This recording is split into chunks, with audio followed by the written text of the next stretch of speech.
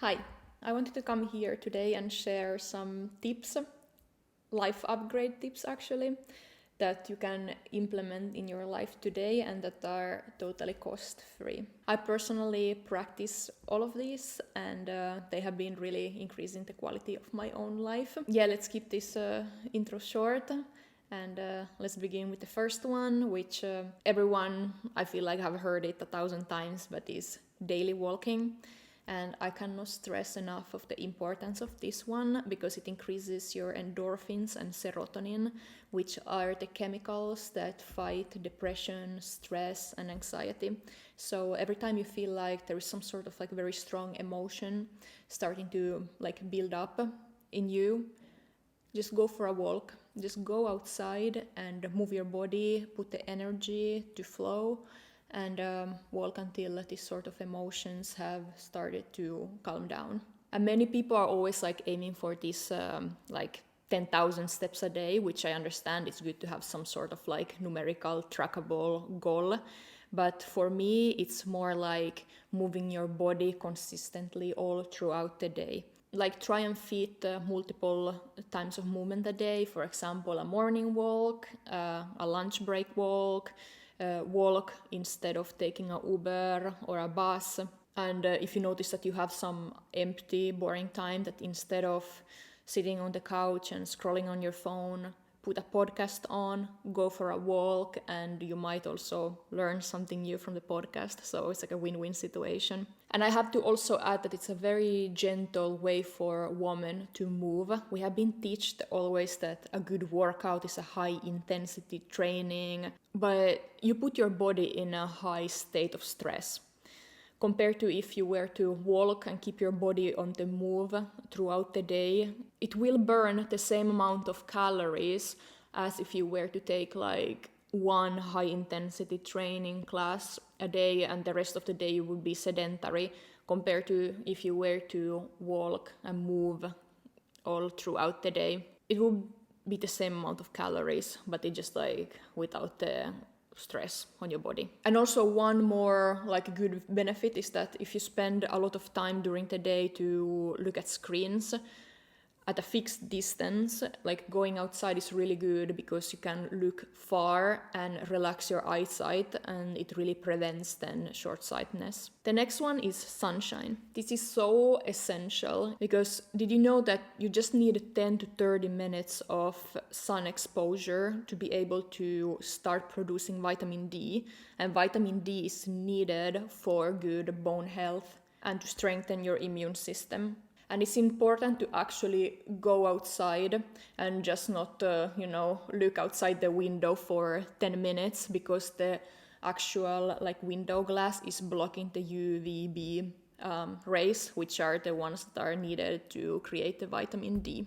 And also getting morning sunshine helps to regulate your circadian rhythm, which then helps at the end of the day to fall asleep quicker because your body knows what time of the day it is. Deep breathing.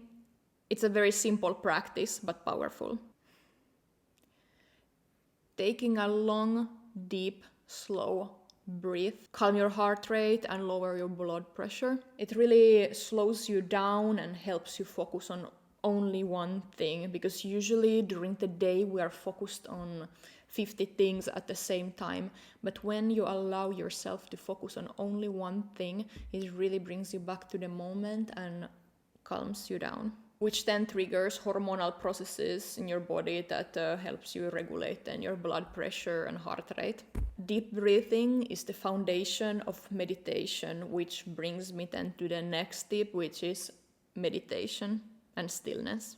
And spending time in stillness and or meditation helps you be fully present. It increases self-awareness and it helps you understand what actually is happening in your mind and body, rather than numbing it with constant distractions that we are receiving from our surroundings. And hands down, it's the best natural medicine for mental health that you can practice, and it's very easily accessible for everyone. Cold showers.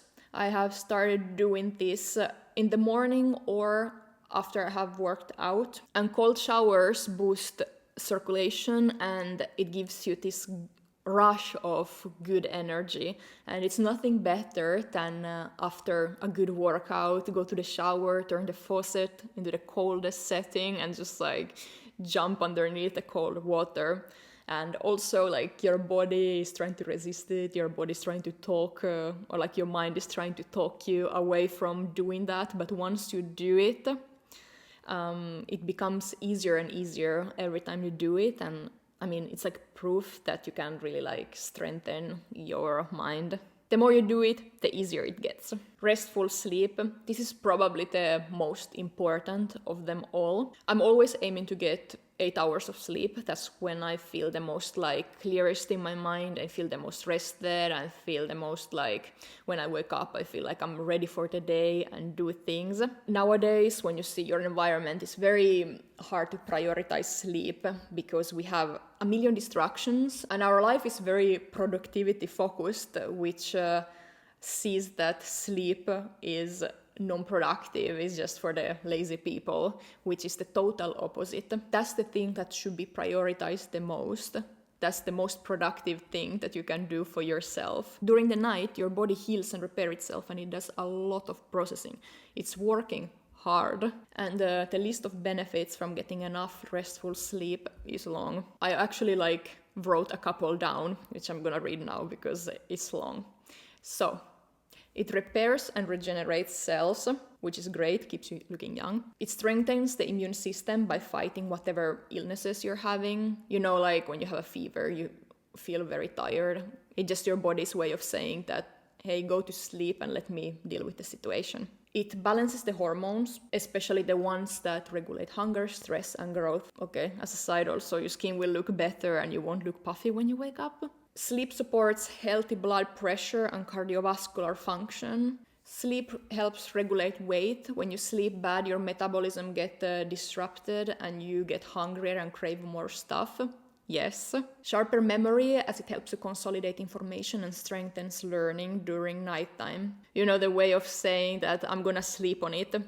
That's not lies. During nighttime, you might come up with a solution for the problem that you have been having. So definitely sleep on it if you're facing some struggles. You will have improved focus and decision making. Your attention span will increase. So yes, it's actually a really good productivity method in this productivity focused world. You will be able to regulate your emotions better, and you will also have very reduced risk for depression and anxiety. And one tip is not totally free, but it has been the biggest and the cheapest sleep upgrade that I have ever made in my life. I used to need at least 1 hour to fall asleep every single evening. I'm not saying that I was on my phone or anything. I just needed 1 hour. Every noise was distracting me. Even the sound of the blanket that's doing the crumbling noise of the fabric was super distracting and kept me awake. And then I decided to start sleeping with earplugs. And with earplugs, you don't hear anything and you're in your own quiet bubble. So I managed to train my body that immediately when I put my earplugs in, I fall asleep. And of course, it removed all the distractions. And after that, I have been able to sleep really easily without no problem. The next one is always very controversial because there is so much misinformation surrounding it, which is fasting.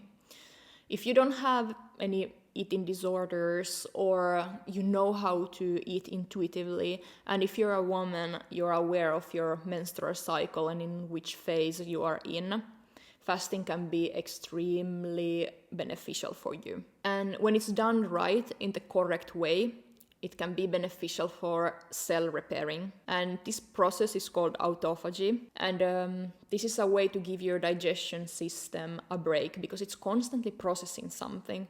During nighttime is the only time of the day when it's not processing anything, because during the day we usually tend to eat breakfast snack, lunch snack, dinner, a lot of eating, so your body is constantly digesting food. And during fasting, you're not doing so. And when you don't have any food to digest, your body starts to go through all the old cells. And also when you're fasting, it makes you very aware of your food habits, of your cravings, and also if you're an emotional eater, it makes you really think of your eating habits, basically. Is it a craving or am I actually hungry? And I'm still learning about this, but it's just very intriguing and I'm very interested in this process. I might have a massive coffee, don't look. Avoid tight clothes and shoes. You know that the skin is the biggest organ of their body and it needs to breathe, and we need to stop always wrapping it into plastic clothing. Tight clothes such bras and jeans are really like restricting the blood flow or the flow into the lymph nodes, which is the detox machine of the body. And if you take care of your circulation, you won't need to worry no more of any detox supplements that anyone is trying to sell you. You know that, for example, wearing tight jeans can compress your belly and make your digestion worse. Your skin also will get way better once you stop wearing tight clothing. And when you wear tight clothes, it might cause acne and rashes, especially if they're made of synthetic materials, because they're so close to your skin, so it creates a barrier, so it leaves the bacteria in very close contact with your skin. So they might cause some sort of like infections and rashes and all of that stuff that you don't want your skin to do. So when you're building your closet or you're buying new items, like, please look that they are not made of natural fibers like cotton, linen, cashmere, wool. Of course they're pricier, but these clothes will last you also years, instead of buying something that's made of plastic that might last a couple of washes and then you will need to throw away. So it's also in the long run, it becomes way cheaper too. And whenever it's possible, don't wear shoes. You need to let your feet and your toes spread naturally, because that's the way your body balances. And a lot of shoes, unfortunately, because it's fashionable, the toe box, it's very narrow and your feet is very compressed, which has a big impact in your balance. So not wearing shoes will keep your balance good on the long term. Have a conscious ritual or practice that you do every single day. So having a daily ritual is giving you a sense of stability and safety. As you know, the brain just thrives on constant repetition, so it's also a good way of teaching yourself new habits. It helps you also keep the mind in the moment. It's also mental health training. And for me, it's definitely making coffee in the morning and journaling. Reading, the best hobby you can have. It's mindful consumption, compared to consuming something on social media, short form, quickly, and just something that, the algorithm might have fed you. You have the time to think, go back at it, read it again, think again, create your own opinions, and maybe you might be even able to learn some new words that you can implement in your vocabulary. And it's a very focused activity. It really trains you to pay attention to only one thing fully. And compared to watching a movie, when you're reading, no visuals are being given to you. So it's a great way of training your imagination, because you have to create everything in your head. Nothing is given to you. So it's a great creativity training too at the same time. Learn something new. There is an infinite amount of knowledge in this world, and keeping an open mind and always being curious to learn something new is keeping your brain flexible. It helps you gaining new perspectives, and it really helps you to understand more deeply on how this world works. And it also creates new neural pathways in the brain, which keeps the mind evolving. And also later on, it helps to fight cognitive diseases such as Alzheimer's. We are always being told, to train your body, but we are never being told to train your mind the same way. It's like a muscle. You have to keep on training it so it stays sharp. Digital detox. All apps are designed to keep us addicted. They might be free to download on the App Store, but the price that you pay for them is even more expensive. it's your time. Just a reminder that your time on earth is very limited, it's not much. And all of us, in one way or another, are addicted to our phones. There is a constant input of information, so it's good to let your brain rest once in a while. You will sleep better, your attention span will be way better, and you will start noticing what actually happens beyond the screen. You will start to notice what happens in real life. You'll have more time for people. You will have more time for creativity, because when you don't spend the 2 hours scrolling on your phone, you will have this boring time, and when you're bored, creativity happens. You will let your mind wander, and you will start to go back to creativity, which is very lost if you're addicted to social media or consuming. So, which leads me to creating something of your own. It can be art, writing, painting, singing, creating a YouTube video, whatever your heart feels like doing, just for the sake of pleasure. It's a form of self-expression and a form of processing emotions. And when you create something, the body produces dopamine. You know the feeling when you have completed something of your own and you get this like sense of happiness and proudness of yourself for completing something. And that feeling feels very rewarding. And creating something also engages both parts of your brain, the logical and the creative side. Self-reflection and journaling. Ask yourself, why do I think this way? Or why do I feel negative about this thing? These are just like a couple, self-reflection questions that you can think of. Journaling helps to clear your mind. It regulates emotions and boosts self-awareness. And for example, a person that has a more positive outlook in life tends to live way longer than a person who has a more negative outlook in life. Our brain is wired to focus first on the negative. It's just a basic natural instinct of survival that we have been coded with. And with practice in self-reflection, you can become a master of your mind, and you can become in control of your own thoughts and actions. So, for example, you can rewire your brain to have a more positive outlook in life. You can decide to see the positive in things instead of first focusing on the negatives. Just for example, you could receive 50 good comments, but one negative one, and then your focus just goes on that one. So when you're self-aware, you can just focus on the 50 other good comments and don't even pay 1 second of attention to the negative one. And the last one that came in my mind is keeping your home environment clean and organized.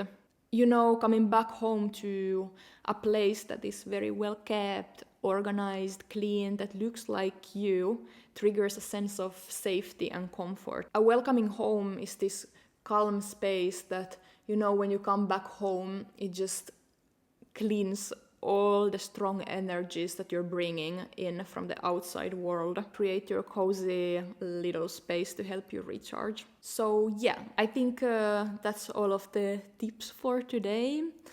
I hope that some of these were helpful reminders. And I hope that you do at least one of these things today. And thanks for watching, and see you on the next video. Bye bye.